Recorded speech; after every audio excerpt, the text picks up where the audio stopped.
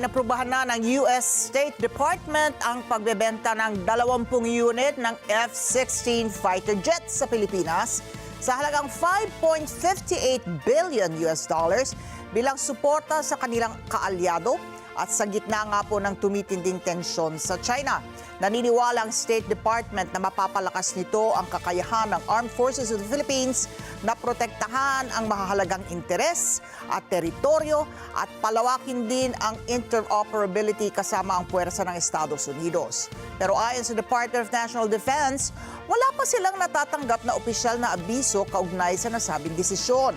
Ang AFP naman, tumanggi munang maglabas ng pahayag kaugnay sa nagpapatuloy na proseso ng acquisition dahil nasa ilalim daw ito ng kapangyarihan ng Defense Department. Maglalabas lang daw sila ng pahayag, oras na ma-turn over na sa kanila ang nasabing mga kagamitan.